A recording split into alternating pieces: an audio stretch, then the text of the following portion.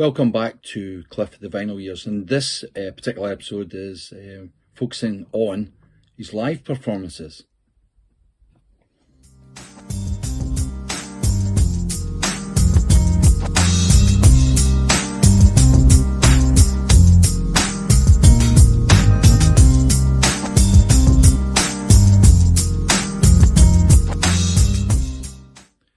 In 1959, in February, Cliff Richard released his first album, and unusually, that was live. I say unusual because most artists would be in the studio making a perfect version of the records, but such was Cliff's exposure during that time that he was such an exciting artist that they felt that the best way to market him was to put out the live versions. Of course, he had made appearances on TV on the back of Move It, with Jack Good, Oh Boy, and etc. We'll talk about these later on. But that first album was Cliff Live, and that was 1958. And pretty decent record even today, although it's the version was done in mono, the recording's done in mono, although I think there was some remastering going on with later editions. It'll be a full 9 years later before we see the second album, live album coming out by Cliff. As I said before, there's plenty of live recording materials that have come to light since. But in vinyl terms, the album to the left was his first recording, the Cliff album I was talking about, and Cliff in Japan. It was certainly an exciting era for Cliff in terms of live performance, and it was very popular in Japan. And what we'll see there is we see numerous albums coming out from Japan with featured artists as well, and we'll talk about that a little bit later. But essentially, Cliff in Japan was a live concert, along with the Shadows, of course. Next album that came out was Live at the Talk of the Town. It was 1970, and it was on the back of success. It was probably more around the time of the Eurovision and things like that. He had a story to tell. It was popular. Congratulations had been out round about that time, and his stories are pretty witty and things like that from a collector's point of view. Great, but of course, it's a live album, and that was his talking pieces and things like that. But it's still a fine album in terms of the tracks that he's got on there. One of my particular favourites, you can probably tell. In 1972, the Japan, Live in Japan again, we see that theme I was telling you about is back and forward to Japan. He brought out an album called Cliff Goes East, which was a full version of the Cliff Live in Japan, and I've got a copy of that, and I'm going to show you the inside cover and things like that. So Live at the Talk of the Town there, I'll just flick this over and you can see there, Shout All My Love, and going on and on and on until he finishes with Congratulations, Story and Visions I was talking about a little bit earlier. The interesting thing about Cliff Goes East was the whole concert, and that featured Hank Marvin, John Farrar, of course, and Brian Bennett of the Shadows, and Olivia Newton-John. So we're seeing there's a comprehensive concert, fantastic inner sleeve in there, lots of images and copies of press at the time, and nothing in the way of track listing and things like that, but it's pretty well known. So that's the full concert, and really credited with being an excellent concert, and certainly a strong part of the live collection section. The next concert we've talked about before and in previous editions, but it was a Help Along concert, which was for the Tear Fund. So I'll just quickly show you that. That again had this gatefold sleeve, which, in all intents and purposes, told about the charity and things like that. And again, a nice addition, really strong performances for Cliff Richard for me in this particular concert, and an album I often go back to when I'm looking to experience that live versions of songs. Next up is the Cliff Richards and the Shadows, who are the reunion concert in the London Palladium called Thank You Very Much. The reason I've got the CD placed there as well is because they're actually, the full concert isn't there, and what they've done over the years and released the CD with tracks from the concert that weren't released on vinyl. I don't know if it was about Room or whatever. So what we see is 3 additional tracks on there. Now this was the year after Cliff Richard had released the Small Corners album. So it was a gospel album. So I don't know if he thought at that time, you know, working with the Shadows, what was the best way to release that is to go to the old staples, if you like, and bring in some new stuff that he would do in a concert. So, however, the 3 tracks are added onto the CD, which is Up in Canada, and then I'm just trying to remember the other ones. Let's see, I'll just have a quick look. Sorry about that. Yes, He Lives and Let Me Be the One. So they're listed on that one. It's the only way you can get them from that concert. I should mention the Thank You Very Much concert did reach number 5 in the charts, and that was the best chart success that Cliff had on a live album since the first album, which reached number 4. And although there was another album that featured higher in the charts, certainly from record sales and things like that, was one of the more popular ones. Next up is The Event. Every Cliff Richard fan will resonate with this particular album. What we see is multiple sellout stadiums. I'm pretty sure there's still records held in there for consecutive nights and things like that. And in reality, just an absolutely fantastic anthology of everything that was Cliff. All his hits, and just a fantastic performance, and filling Wembley X amount of nights. Fantastic. In terms of the production of the album, I'll just show you this one. On there, there was the front cover there, and the back cover, some of the records and things like that. And of course, a lot of these were made into singles and produced on there.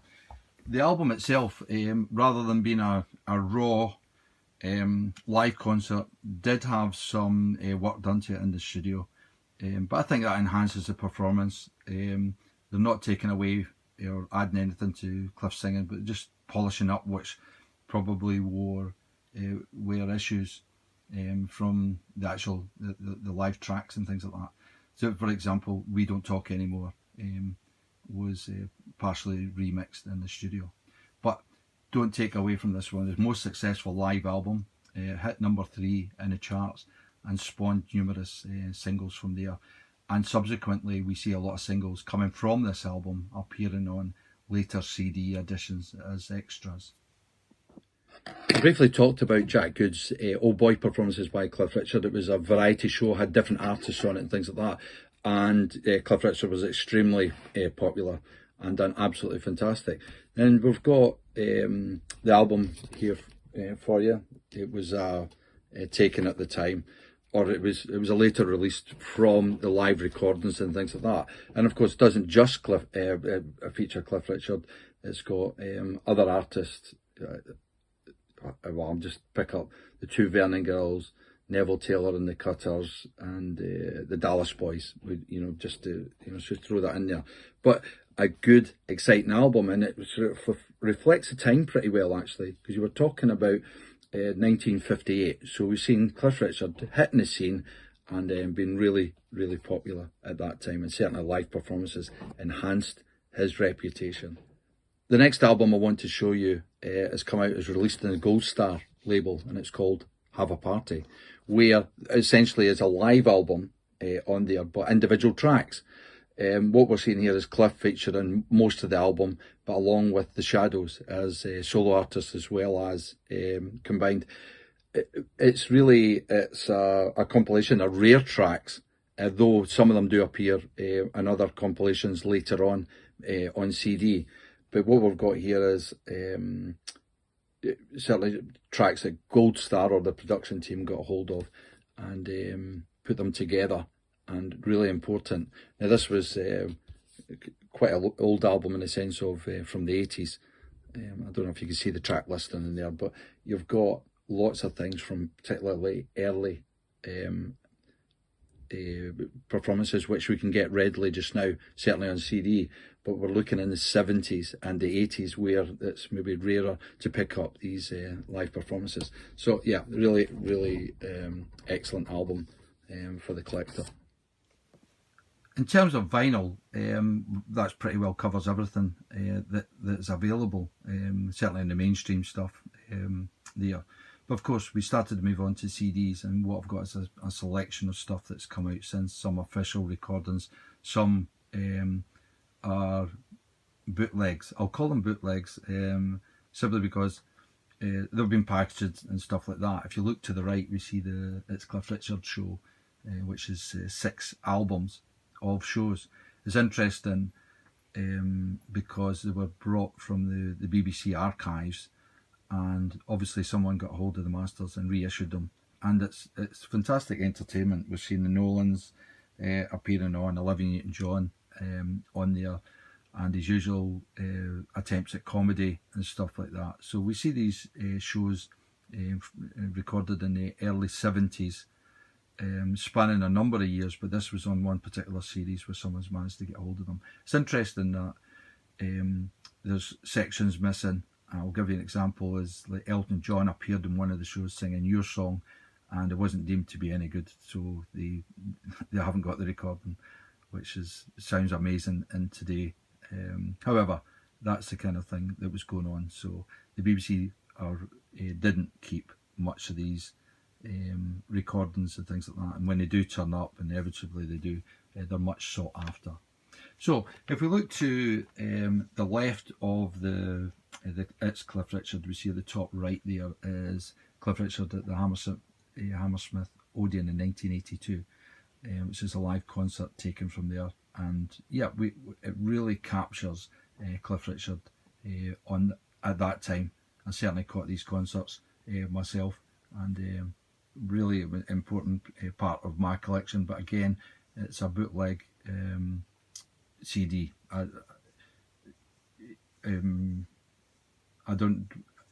sort of never analysed the bootleg idea. It's just that, yeah, I wanted the concert, let's get it, So, but going back to official releases, we see the Cliff Richard on the top with his got the pink jacket on. It's Let Me Tell You Baby. It's called Rock and Roll, which is fairly, it's a recent release in terms of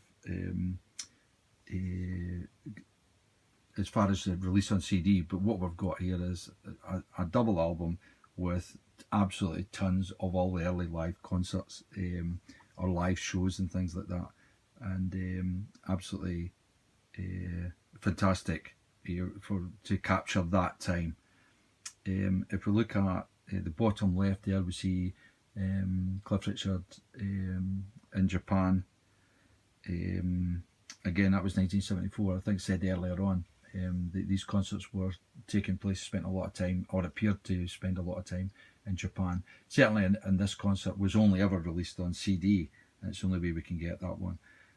So that was in 2009 when that came out. So you can see that's a long time later on there. The World Tour is one of his mainstream ones that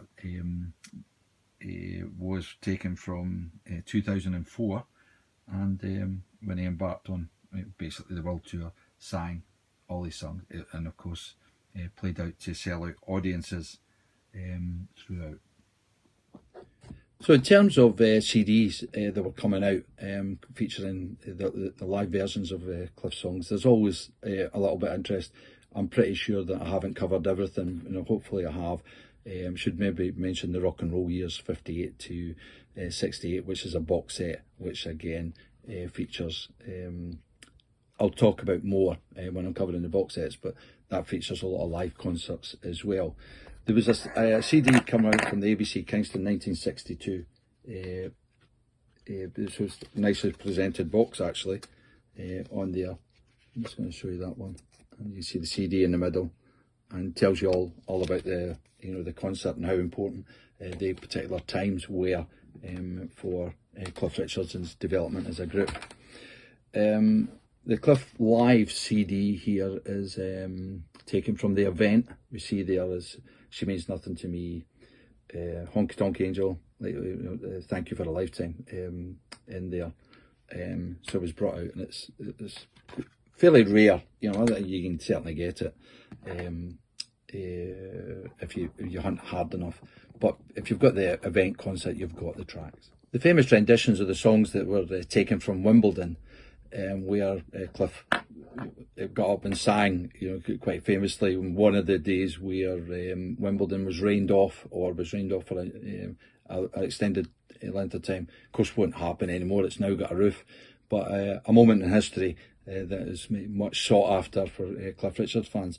Where do you get these tracks? Well, they appear on the back of Be With Me Always CD, and you'll be able to get the full set in there. I think there's a video as well available of that one, but if you wanted purely the tracks, you would get that in the Be With Me Always CD. Another interesting live set it's actually been heavily developed in the studio, but one of my particular favourites, and again brought together from a concert, and they just took sections of the record and put it onto a CD, and that was on the CD2 of All I Have to Do Is Dream, well, with Cliff singing with Phil Everly, but this appears on it, and it's called the Party Mix, and it's absolutely, I absolutely love it. It's got a great beat on it and things like that. Power to all our friends and in the country and stuff like that. So at that time, so I really enjoyed that one. Now, in terms of, I'm just trying to think of anything else. I've pretty well covered everything as far as live concerts go. One of my biggest regrets is that I had concert tickets for Birmingham at the time where Cliff Richard was singing Two Hearts, Some People singles on there, and in the Two Hearts they used the concert video. It was I suppose a drone or a camera going over the crowd as waving in excitement and stuff like that, and I had concert tickets, but I was working abroad at the time and I had to give up my my tickets to my wonderful wife and my sister, who went, and they claim they can see themselves in the video, but it's thousands of people. I don't know if it was 10,000 people in the hall or something ridiculous amount of people. So I think they just do it to wind me up, but as a good reference point to go to there, just in a live concert. Wish I was there. It was one of the few ones that I did miss, and they benefited from it, so all power to them. In terms of my own visiting or going to concerts, I see Cliff Richard as much as any fan when he visits up in Scotland where I'm based, but I've certainly, when I've not been able to get tickets, I've went down to London and such. It's important as well as the stuff that we haven't talked about is the concerts, the Time, Heathcliff. These were almost could be considered to be live concerts on there, but I've featured them in a previous one. But over and over the years, I know that it's going to be a fantastic night. Cliff Richard in concert is something I would recommend to anyone. I know he's pushing on age-wise and things like that, but for so many memories for me over the years, I can't speak highly enough about what he's brought to me. Anyway, that's us for this edition of Cliff Richard, the Vinyl Years. Hope you've enjoyed it. Please like and subscribe, and we'll speak to you real soon.